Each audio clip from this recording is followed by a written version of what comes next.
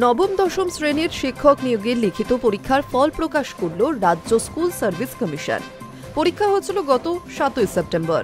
পরীক্ষা গ্রহণের 71 দিনের মাথায় এই ফল প্রকাশ।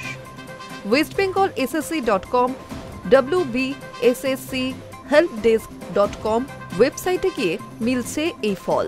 নিজেদের রোল নম্বর দিয়ে লিখিত পরীক্ষার ফলাফল জানতে পারছেন চাকরি প্রার্থীরা। চলতি মাসের শুরুতেই প্রকাশ হয়েছে একাদশ দ্বাদশ শিক্ষক নিয়োগের ফল।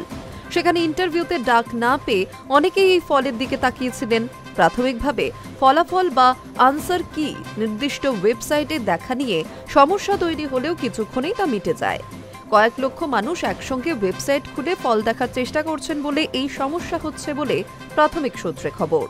তবে রাত 8টার পর থেকে ফল দেখতে কোনোই সমস্যা হয়নি। প্রাথমিক ইন্টারভিউ লিস্ট ও ডকুমেন্ট ভেরিফিকেশন সংক্রান্ত শিডিউল দ্রুত জানিয়ে দেবে কমিশন।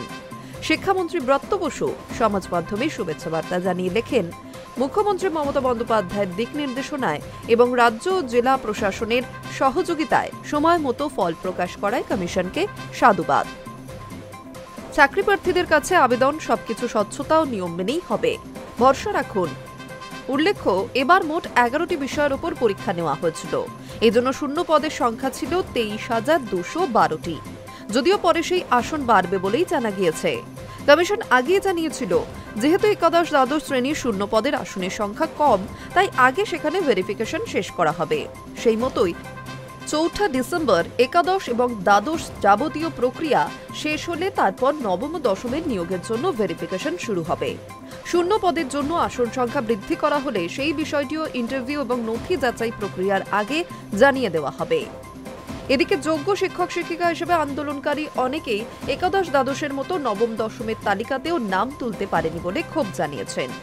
আন্দোলনকারীদের দাবি, লিখিত পরীক্ষা একাদশ দ্বাদশে বহুজনই 60-এর মধ্যে 60 কিংবা 59 পেয়েছেন, তবু তাদের ইন্টারভিউয়ের ডাক আসেনি। অভিযোগ, অভিজ্ঞতা বোনাস 10 নম্বর যোগ হওয়ায় নতুন পরীক্ষার্থীদের অনেকেই পিছিয়ে গিয়েছেন। Hi news network.